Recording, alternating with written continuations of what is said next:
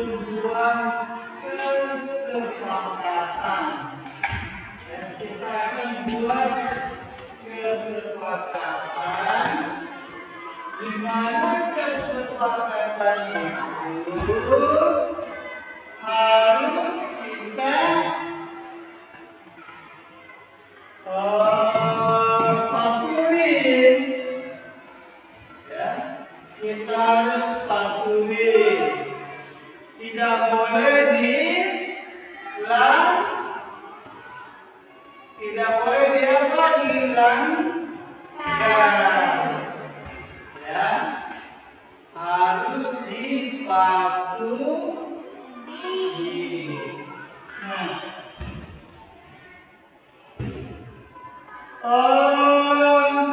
kesepakatan ini kalian sendiri yang buat. Misalnya apa kira-kira? Contohnya apa kesepakatan yang harus kita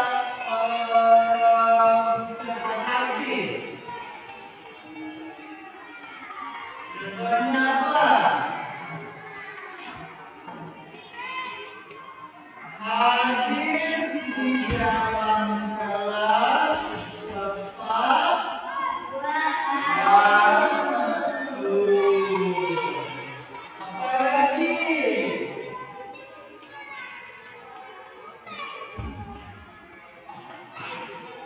Harus bertanggung jawab. Apa maksudnya bertanggung jawab? Kalau ada tugas yang diberikan harus dikerjakan.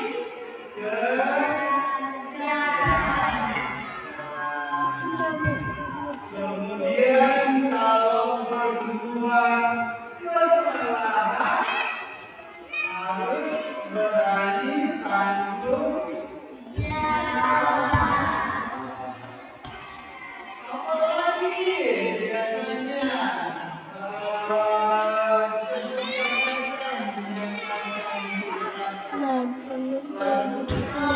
supaya kita bisa belajar dengan benar. Apalagi kira-kira harus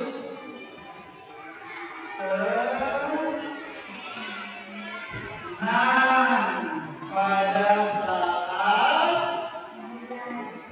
berolahraga.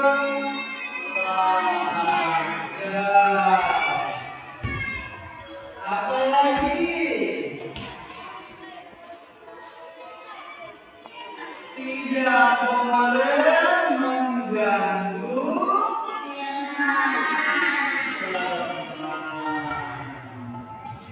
sudah paham? Jadi nanti ada kertas yang saya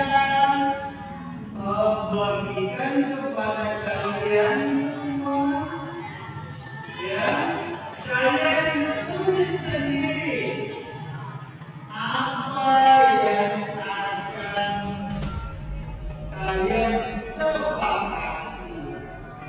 Kalian akan tulis di kertas yang akan bapak berikan, kemudian tempel nanti di papan tulis. Paham sampai di sini?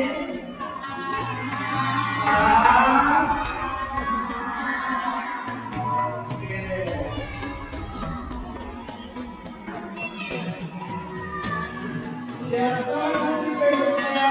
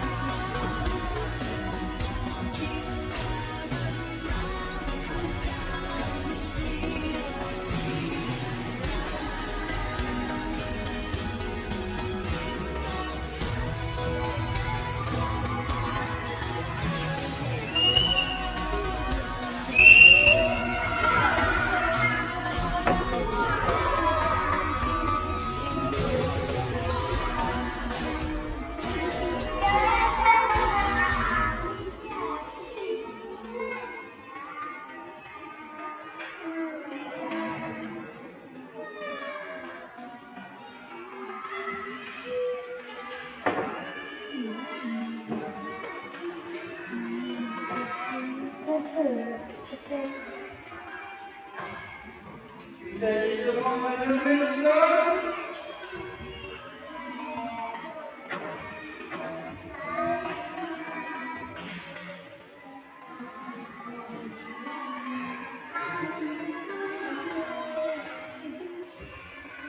kesepakatan yang seperti saya kasih contoh tadi, apakah juga bermaksud menjaga kebersihan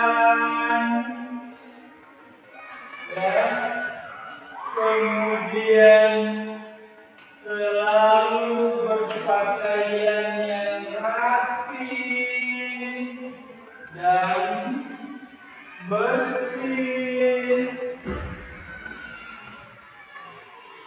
hadir di dalam kelas tepat waktu semua, ya.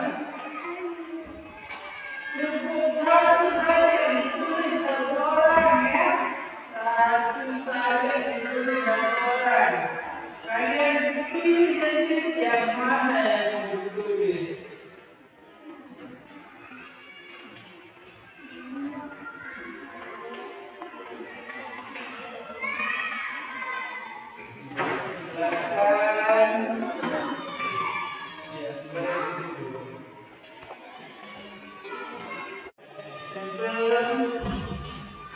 Lihat tempatnya di mana, ikuti di situ, ya, ikuti garisnya. Kasih ikut saja,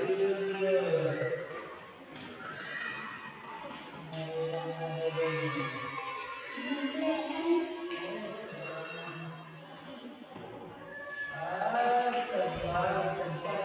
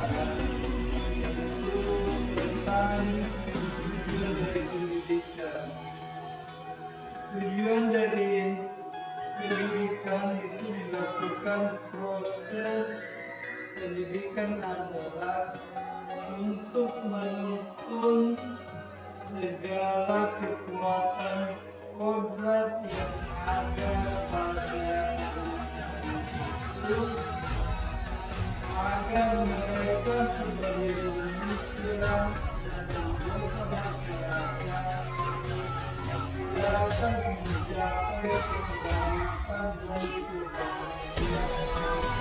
kebahagiaan yang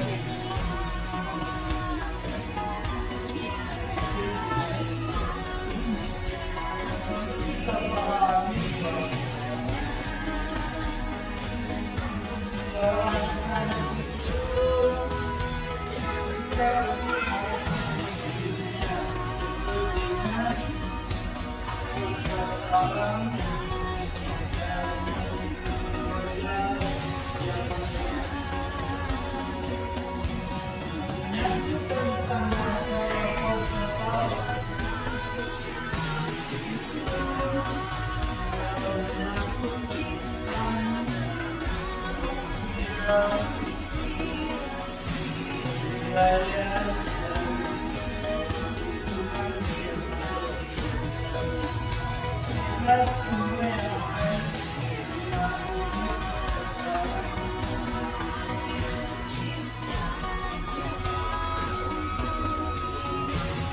kemudian tentang itu menyangkut tentang perkembangan zaman. Nah, disinilah tugas kita sebagai pendidik, bagaimana menuntun anak itu sesuai dengan kodratnya masing-masing, baik sebagai kodrat alam maupun kodrat zaman. Saya kasih contoh tentang kodrat alam, sebagaimana kita ketahui bahwa di masyarakat kita ini banyak sekali kegiatan-kegiatan di masyarakat yang bisa menjadi motivasi untuk anak mengembangkan bakat yang ada pada diri anak tersebut. Misalnya seperti yang telah kami bahas di dalam tugas kelompok, saya mengangkat tentang makombo. Jadi makombo ini saya gambarkan di dalam tugas tersebut bahwa ini adalah merupakan kegiatan di masyarakat yang mana masyarakat di sini bekerja sama untuk mengerjakan sesuatu. Nah, di sini kita melihat bahwa dengan adanya kerjasama, maka pekerjaan tentu akan mudah kita selesaikan. Nah, di sinilah kita bisa memberikan contoh kepada anak-anak didik kita bahwa kita harusnya berkolaborasi, kita harus bekerja sama dengan orang lain sehingga pekerjaan kita akan lebih mudah. Tentu beda apabila kita bekerja sendiri-sendiri, pekerjaan itu akan menjadi sulit. Nah, kemudian tentang kodrat zaman, kita tahu bahwa perkembangan zaman sekarang, anak-anak masih kecil sudah memegang gadget atau HP, Android. Kita tahu bahwa di dalam Android tersebut tentu banyak manfaat-manfaat yang kita bisa petik. Tapi di balik itu banyak juga dampak negatif yang bisa saja mengakibatkan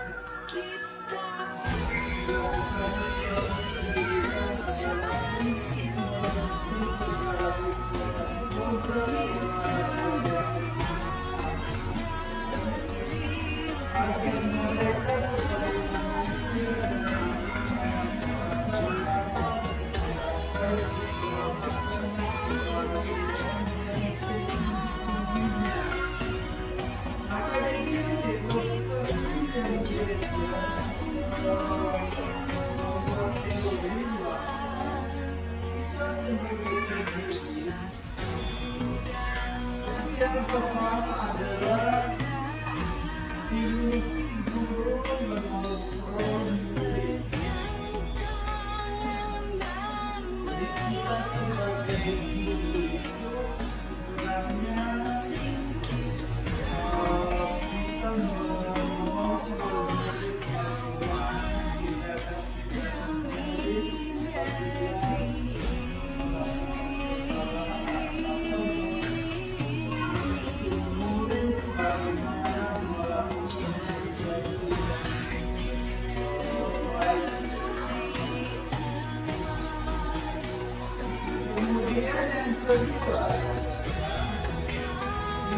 kedua, semua penguatan dan jadi kalau ada hal-hal yang pasti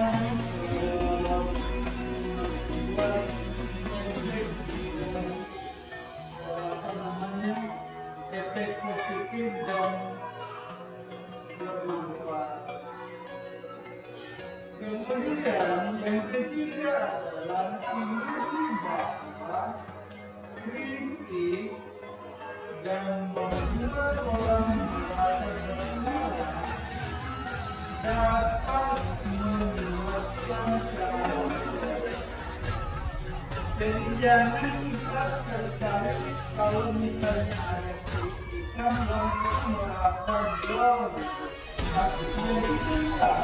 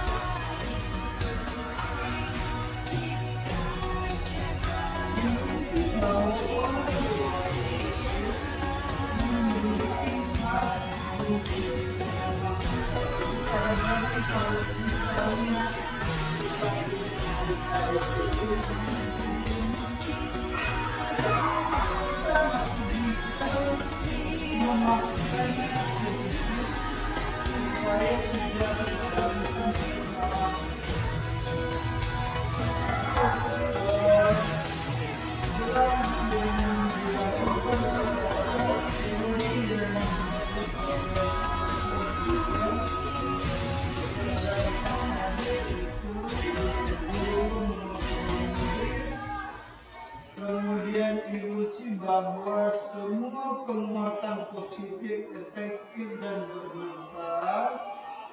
Yang ketiga, ilusi bahwa kritik dan membuat orang merasa bersalah dapat menekan karakter. Kemudian 4, ilusi bahwa orang dewasa memiliki hak untuk memaksa.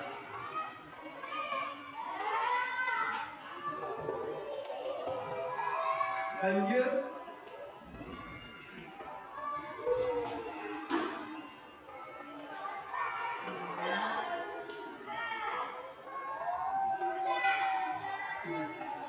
Untuk mencapai anak-anak yang bisa selamat dan bahagia yang setinggi-tingginya, maka kita sebagai pendidik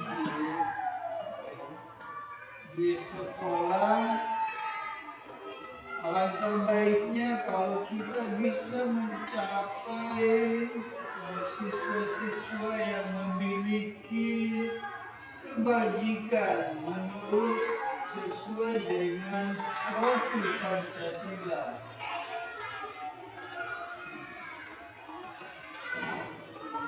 Nilai-nilai kebajikan yang menurut profil Pancasila yang pertama adalah beriman, bertakwa kepada Tuhan Yang Maha Esa, dan berakhlak mulia. Kemudian mandiri,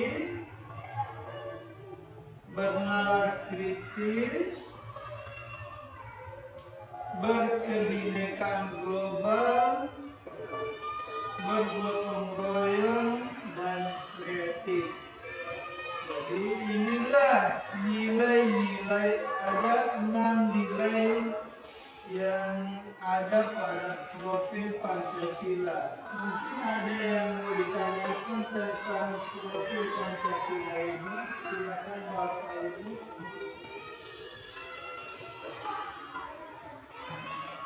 Kita bisa diskusikan sama-sama sehingga kita bisa menciptakan profil Pancasila pada peserta didik kita. Oh ya, silakan Pak Dede Setiawan.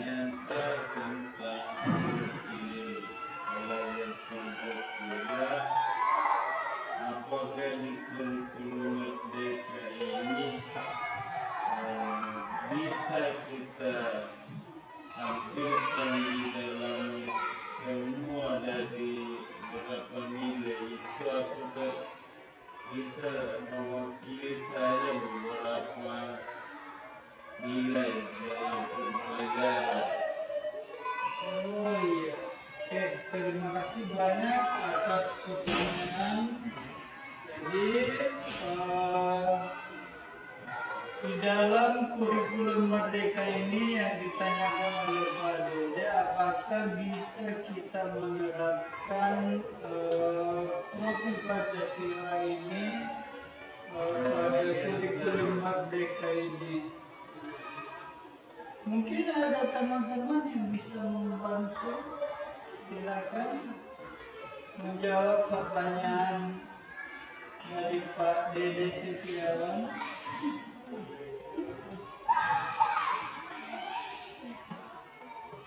Silakan.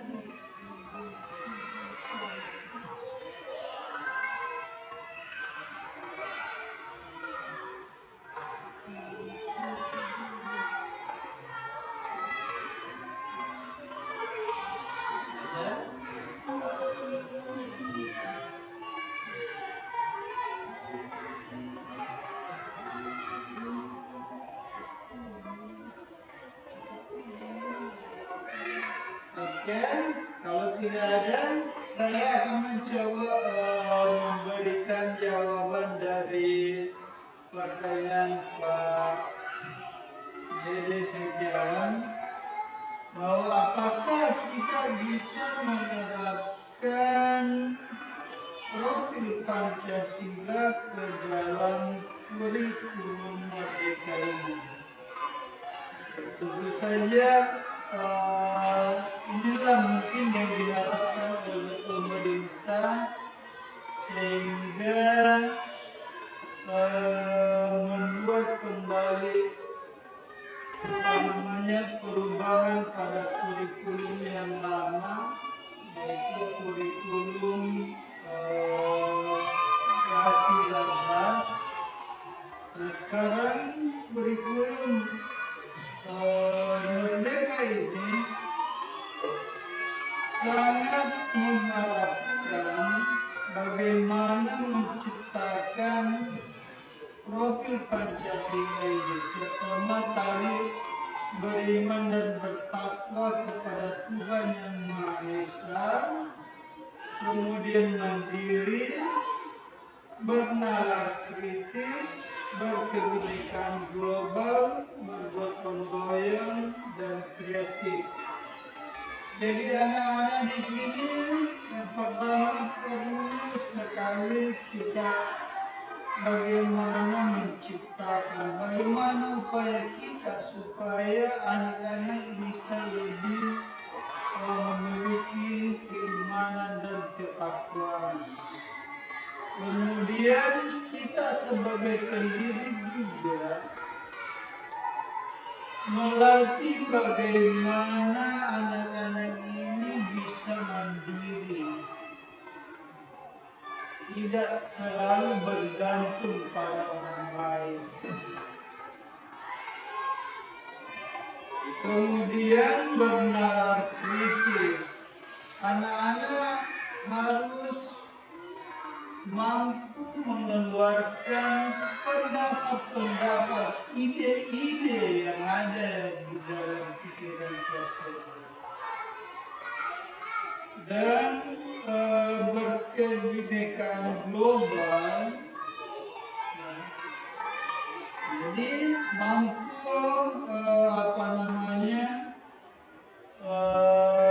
mengikuti perkembangan zaman, mampu bersama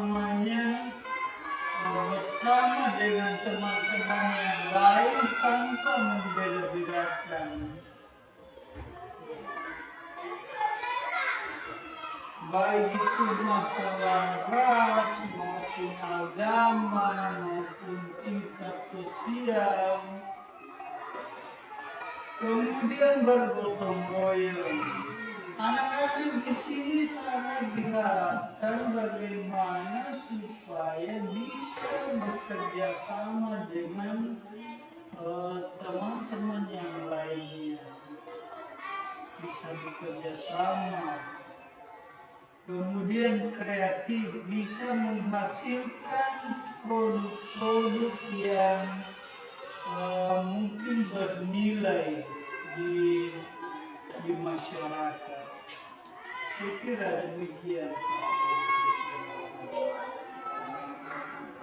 Jadi tentang produk Pancasila, saya kira bisa kita terapkan di dalam kurikulum Merdeka. Bagaimana Pak Dedi Setiawan?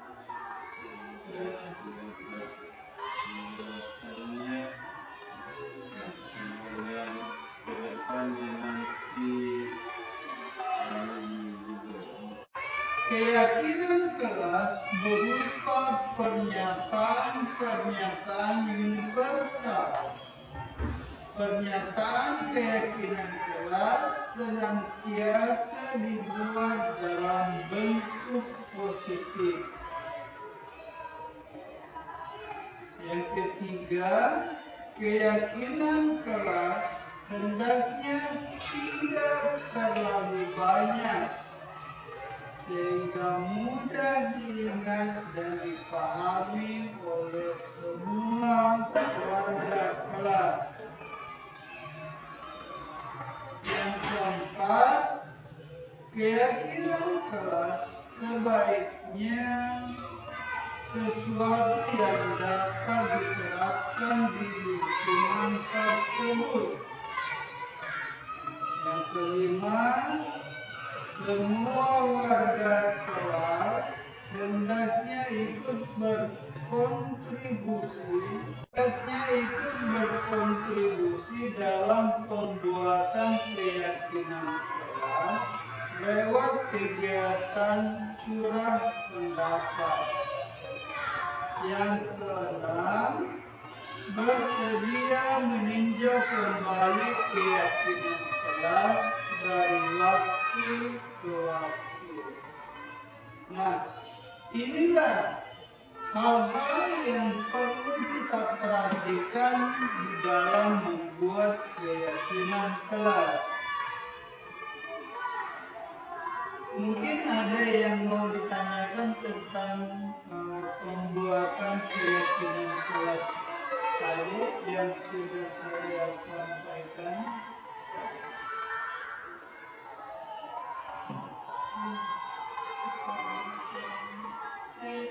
Iya, silakan Ibu Rasmi. Yang saya akan tanyakan adalah apa perbedaan keyakinan keras dengan peraturan keras? Perbedaan peraturan keras dengan keyakinan keras. Terima kasih atas pertanyaan yang diberikan oleh Ibu Rasmin SPD. Mungkin ada teman yang bisa membantu menjawab pertanyaan dari Ibu Rasmi SPD. Mungkin Ibu Satriani, bagaimana menurut Ibu Satriani? Baiknya saya akan mencoba menjawab sesuai dengan pendapat saya. Mungkin kalau soal prosedur itu disebabkan antara siswa dengan guru, kalau keyakinan dari ini dilaksanakan sesuai dengan masing-masing siswa untuk bekerjasama dalam mengerjakan tugas di sekolah. Mungkin itu pendapat saya. Bagaimana Ibu Rasmi? Apa yang disampaikan oleh Ibu Satriani?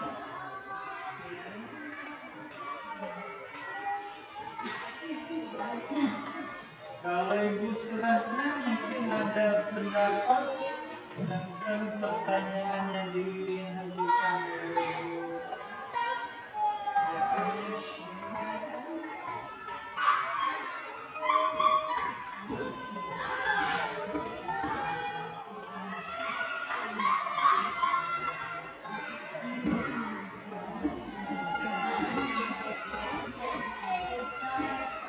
Oh iya, silakan Ibu Aisyah SPD.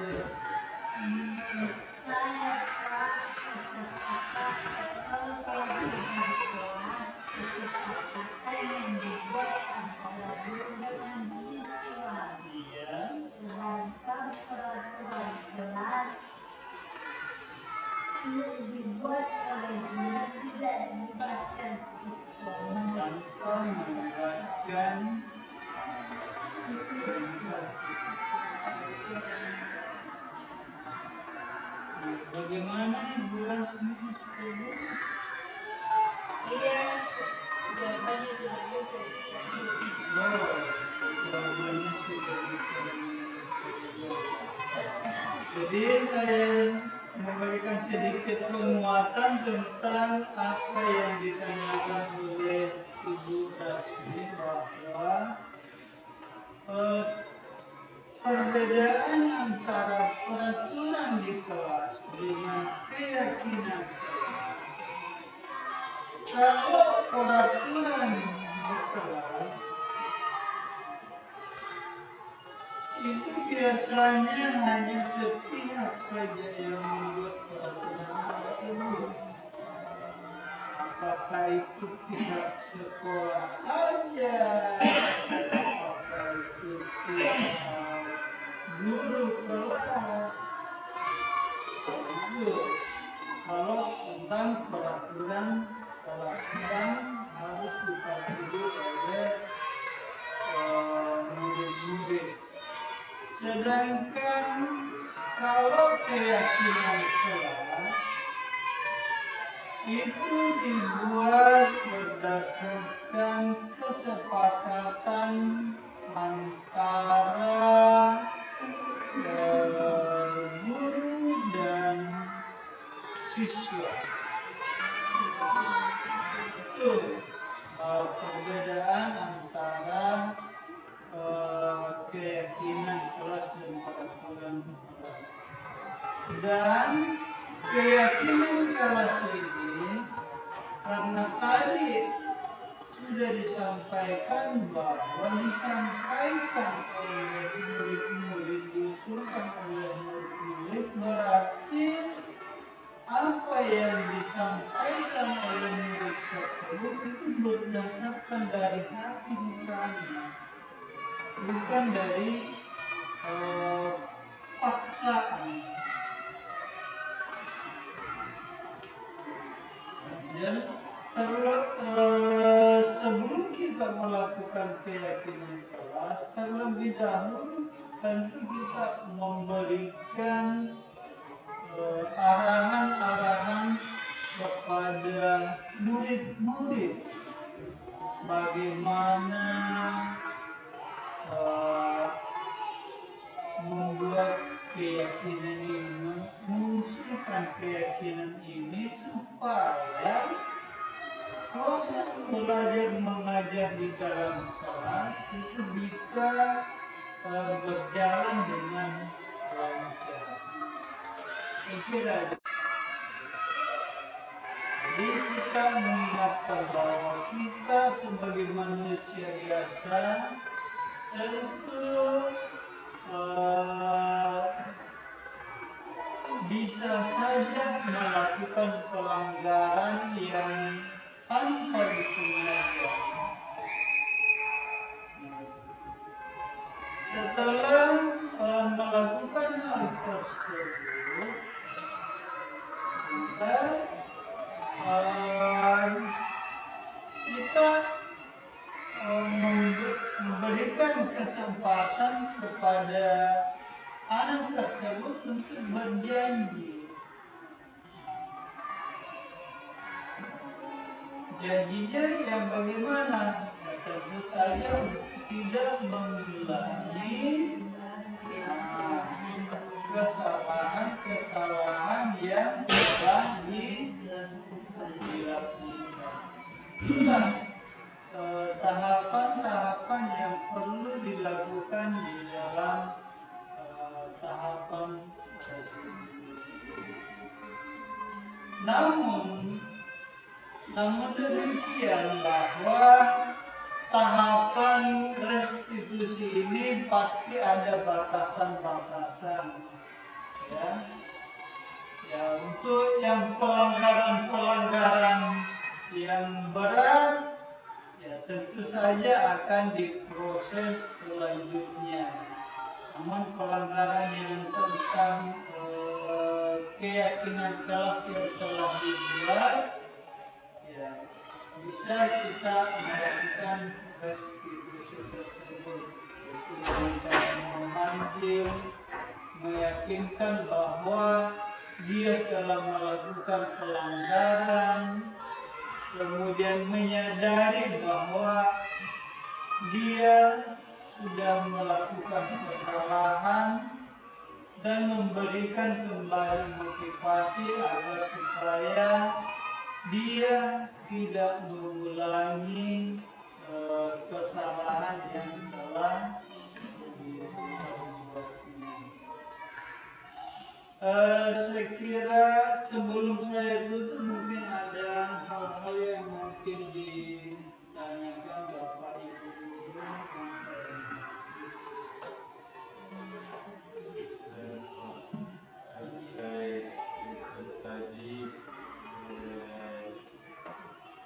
Keyakinan kelas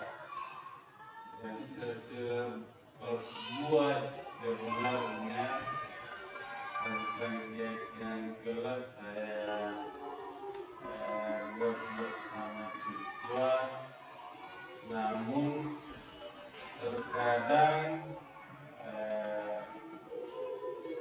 apabila tidak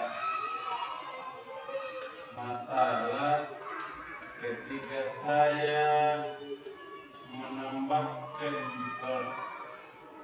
di keyakinan kelas sanksi sebagai kontrol kita sebagai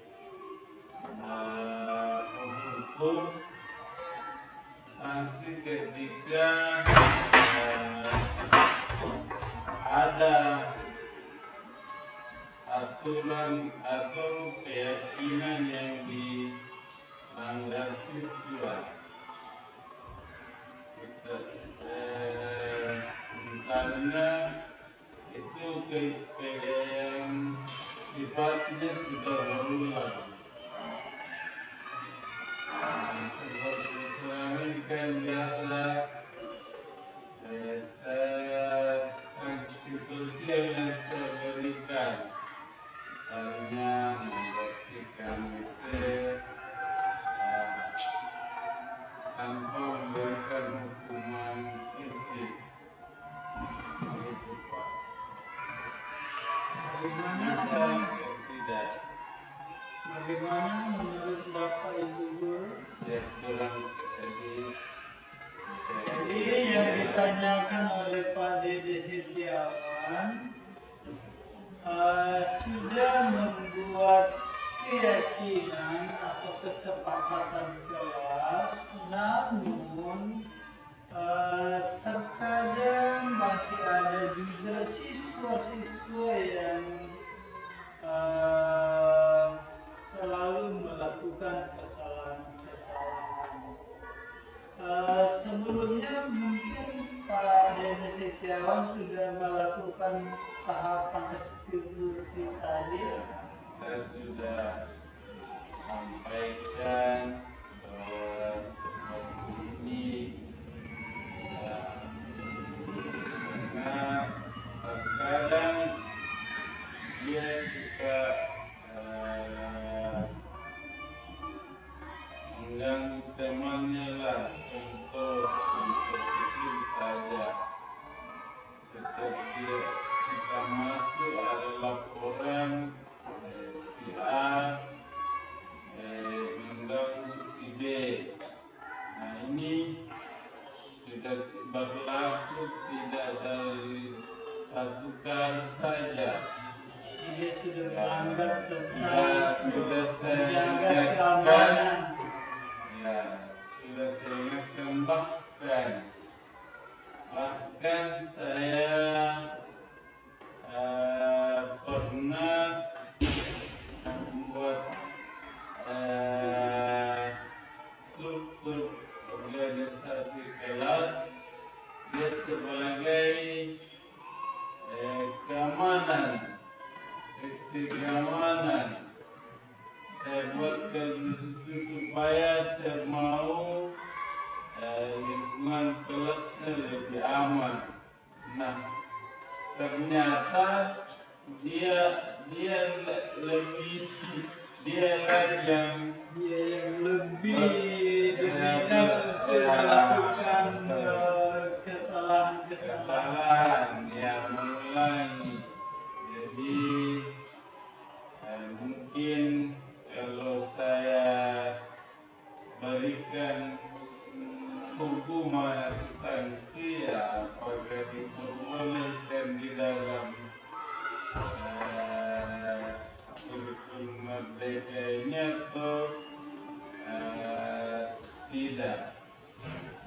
Terima kasih atas penyampaian yang disampaikan oleh Pak Dede Setiawan. Alhamdulillah berarti sudah melaksanakan sebagian tahapan dari ini,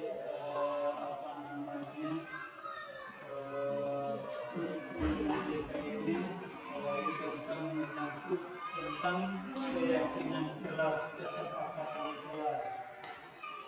Nah, menurut saya apa yang dilakukan oleh Pak Dede itu sudah bisa kita terapkan, namun yang perlu kita perhatikan di sini perlu dipertimbangkan di dalam memberikan sanksi-sanksi tersebut. Jangan sampai membuat anak-anak bisa merasa lebih kurang bersemangat ketika mendapatkan hukuman. Dan inilah sebenarnya salah satu kekurangan kita sebagai guru yang ada di tingkat sekolah dasar, di mana mungkin anak-anak yang sudah melakukan kesalahan yang berulang, mungkin ada baiknya dilanjutkan kepada guru bimbingan konseling. Namun karena kita di sini sebagai guru SD, itu belum kita dapatkan.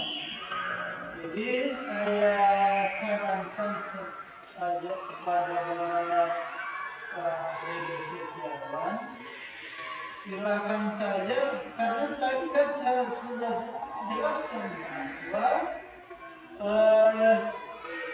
tahapan restitusi tersebut punya batasan-batasan tertentu saja. Kemudian kalau siswa yang sudah melakukan pelanggaran berat, sekiranya sudah perlu ditindaklanjuti.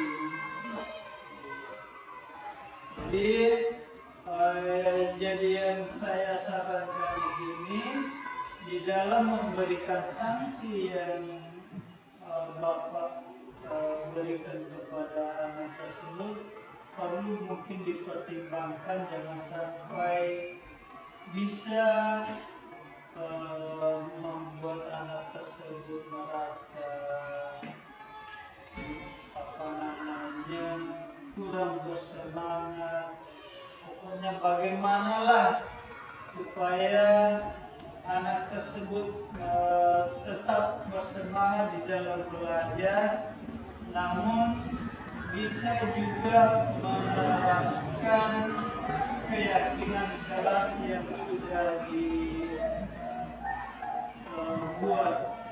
bersama. Saya kira demikian.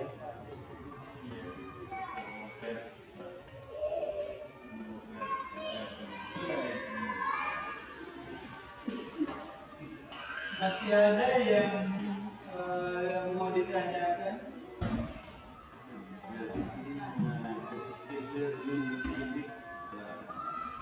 Silakan Ibu Hasni mungkin. Iya, belum ada saya dengar ini dari Ibu Hasni, masukan-masukan.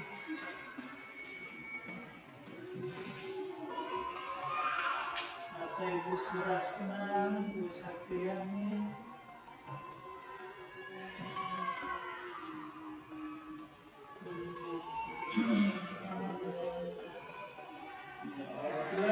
Kalau memang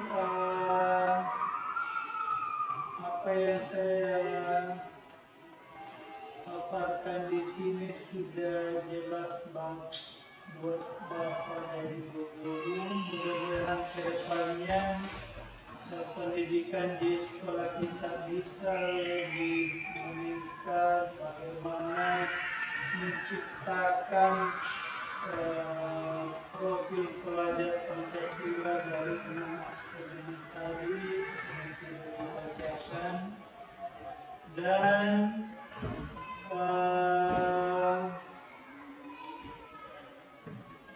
yang terakhir adalah ucapan yang banyak-banyak dari saya yang telah kepada Bapak Ibu guru yang telah meluangkan waktunya mendengarkan diseminasi yang saya buat sebagai bahan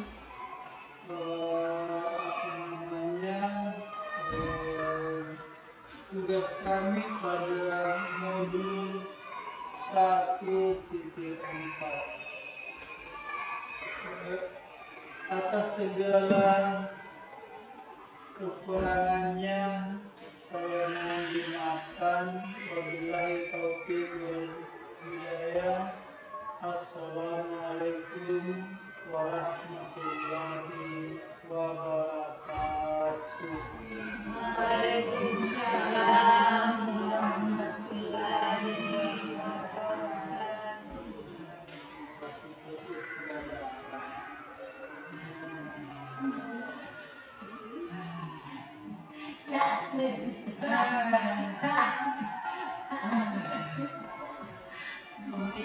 Kepiting.